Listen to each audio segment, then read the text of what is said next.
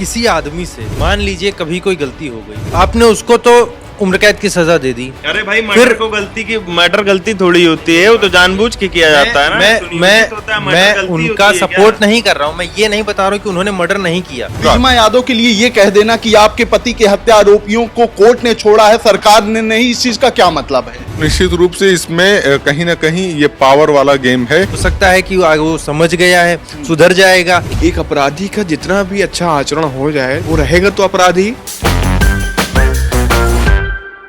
नमस्कार, आप देख रहे हैं खबर चौक और मैं हूं अमन सिंह वत्स आपके साथ। दो ताली में आज चर्चा करेंगे एक ऐसी खबर पर जिसने यूपी की सियासत में हड़कंप मचा दिया है। दरअसल बिजमा यादव ने एक बार फिर से अपने पति की हत्या का मामला उठाते हुए सदन में जैसे ही बोलने की कोशिश की, उन्हें विधानसभा अध्यक्ष सतीश महाना ने टोक दिया, ये कहते हुए कि कोर्ट ने उन्हें बेल दी है। इस मामले पर कई बार चर्चा हो चुकी है और सजा देने का, बेल देने का अधिकार कोर्ट के पास है। बस यहीं से ये मामला तूल पकड़ लेता है, क्योंकि जो खबर निकल के सामने आ रही है उसने हर किसी को चौंका दिया है। दरअसल 23 जुलाई 2024 को आज तक की ही खबर में बताया जाता है, सजा सुनाए जाने से 3 साल पहले ये पकड़े गए और जेल चले गए थे। 30 जुलाई 2023 तक इनके जेल में बिताए गए दिन की कुल गिनती थी 8 साल 9 महीने 11 दिन। अब चूंकि उम्र कैद की सजा थी तो काटनी पूरी उम्र जेल में ही थी, लेकिन यूपी सरकार ने कहा कि इनका आचरण बहुत अच्छा है, जेल में भी शरीफों की तरह रहे। जेल ने खुद इनकी तारीफ का सर्टिफिकेट दिया,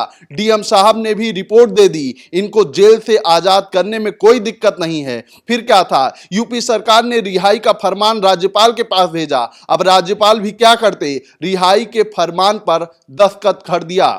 अब इसी को लेकर सवाल उठ रहे हैं, क्या विधानसभा अध्यक्ष सतीश महाना ने सदन में सरकार को बचाने की कोशिश की है? तो दो ताली में आज पत्रकार साथियों से अपने चर्चा करेंगे और जानेंगे कि इनकी ताल के मुताबिक क्या है। जिस तरीके से सतीश महाना ने बिजमा यादव को टोका है, क्या लगता है ये खबर सही है या सतीश महाना जी का टोकना सही है?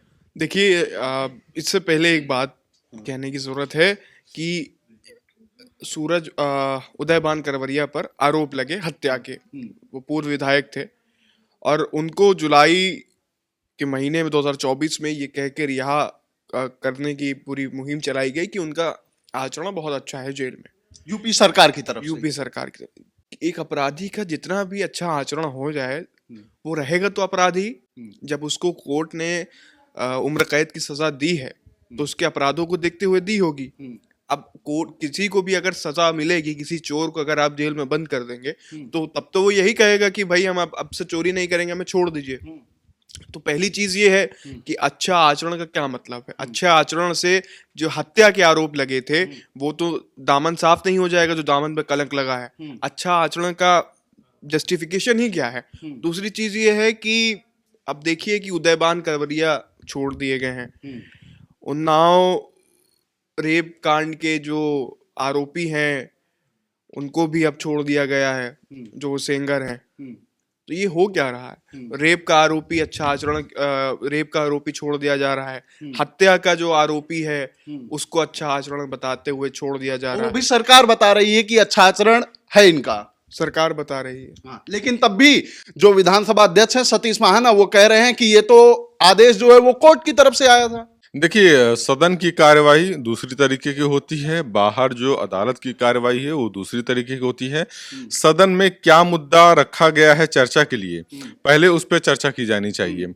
कोई और मुद्दे पे चर्चा हो रही है तो सदन की कार्रवाई की जिम्मेदारी है। तो सतीश महाना ने जो कहा उसको आप ये नहीं कह सकते कि पूरी तरीके से कि उन्होंने मुद्दे को दबाने की कोशिश की या उनको जबरदस्ती चुप करा दिया गया। लेकिन सदन की जो कार्यवाही है जिस पे चर्चा होनी, उस पे चर्चा के लिए उन्होंने उस चीज को रोका। बिजमा यादव के लिए ये कह देना कि आपके पति के हत्या आरोपियों को कोर्ट ने छोड़ा है, सरकार ने नहीं, इस चीज का क्या मतलब है?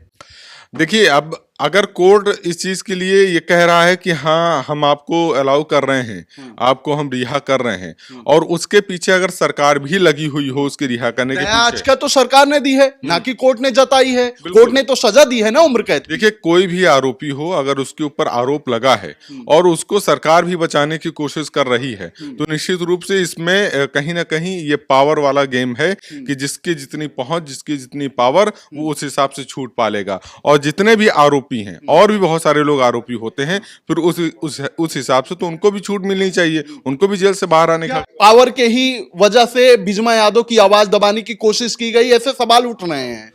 देखिए, पावर की वजह से जाहिर सी बात है आवाज दबाने की कोशिश की गई, और सिर्फ इसी केस में नहीं, और भी कई सारे केसों में ऐसा होता है कि सिर्फ और सिर्फ जो सत्ताधारी लोग होते हैं उनका संरक्षण पा के बाकी के लोग जो है अपनी जो उन्होंने कुकृत्य किए होते हैं, जो जिन कर्मों की वजह से वो जेल जाते हैं, बस सत्ताधारी की वजह से, पावर की वजह से जो है वो आसानी से बाहर छूट कर आ जाते हैं। सत्ता बचा रही है लोगों को, क्या ये बात सही है? नहीं, बिल्कुल सही नहीं है। ये बात कहना वाजिब नहीं होगा, क्योंकि ये कोई पहला केस तो ऐसा है नहीं कि सबको अचंभा हो गया, सब आके बताने लगे कि नहीं इसमें सरकार जो है उनका सपोर्ट कर रही, ऐसा नहीं है। कुछ आचरण की बात कही गई है तो काफी बार ऐसा हुआ है। अब उसको अपनी गलती का एहसास हुआ है, उसने पछतावा किया है, उस पर सोचा है, बिजमा यादव के उसने पति अपना जो है वहां पर जहां पर वो रहा है इतने 10 साल जेल में, उसका आचरण सही रहा होगा, तो इस वजह से ऐसा किया गया है। हो सकता है कि वो समझ गया है, सुधर जाएगा, तो ये तो सबके साथ होता है, काफी लोगों के साथ ऐसा हुआ है। लेकिन विधानसभा में ये बता देना कि आपके पति के हत्यारों को कोर्ट ने छोड़ा है, ये कितना सही है? नहीं, ये भी सही नहीं है। देखिए, सदन की जो कार्यवाही होती है वो अलग होती है, इसमें उनका कहना सिर्फ बात को टालना जैसा हो सकता है कि बात को खत्म किया क्या जाए। लगता है आपको? देखिए, मेरा साफ तौर पर कहना है, जैसे इनका कहना है कि आचरण उसके अच्छे रहे हों, तो जैसे कि हमारे पहले पत्रकार ने, एहसन भाई ने बोला कि आचरण आपके या जो भी चोर होता है, जो एक बार चोरी करता है, उसको भले सजा मिल जाए लेकिन वो अपनी जो है चोरी करना नहीं छोड़ता है, वो फिर चोरी करता है। तो अगर किसी को इतने बड़े मामले में, हत्या के मामले में सजा मिली है, तो अगर उसको ये कहकर बताया जाए कि उनके आचरण अच्छे रहे इस वजह से हम उनको छोड़ रहे हैं, तो ये बहुत ही गलत होगा। ऐसे बहुत से आरोपी हैं जो यही संरक्षण पाना चाहेंगे। देखिए, मैं एक बात बताता हूँ, जैसे किसी आदमी से मान लीजिए कभी कोई गलती हो गई, आपने उसको तो उम्र कैद की सजा दे दी। अरे भाई, मर्डर गलती थोड़ी होती है, वो तो जानबूझ के किया जाता है ना।